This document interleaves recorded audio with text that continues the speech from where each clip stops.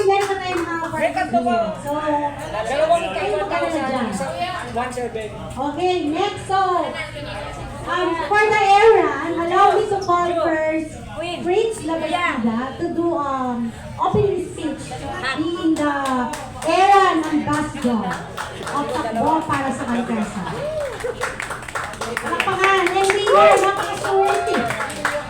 Thank you, maraming salamat, Ma'am Jen, our boss. Ayan. Good evening, everyone, and welcome to our Aaron Media Launch. I am Fritz, sa mga hindi pa nakilala, I am Fritz Labasida. Ako po yung tumatakbo na nakapaa, and hindi lang po ako makikita sa run community, kundi sa multi-sports din. I'll do open water swimming competition. I'll do triathlon, duathlon, aquathlon. I do OCR din, so lahat. Parang na-enjoy ko na, parang nalipot ko na yung sports ng iba't ibang sport. Hindi naman iba't ibang sport, pero a lot of sport na sinabi ko, yung participation ko nandun. Mahirap po maging isang barefoot, di ba?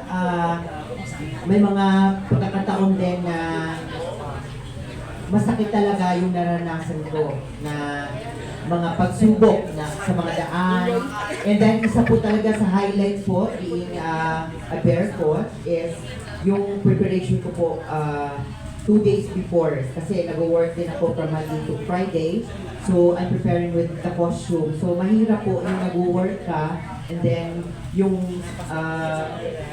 during weekend yung race mo. So hindi ko siya magawa during Monday to Friday yung costume. So meron akong isang araw. Imagine isang araw ang preparation ko, then tomorrow na yung race. So, mahirap po yung pagiging barefoot, diba? Pero, nagpapasalamat ako sa lahat ng mga sumusuporta, lalo na sa aking mga pamilya, sa aking Green Media Events, na nandiyan po sila upang tumulong din sa mga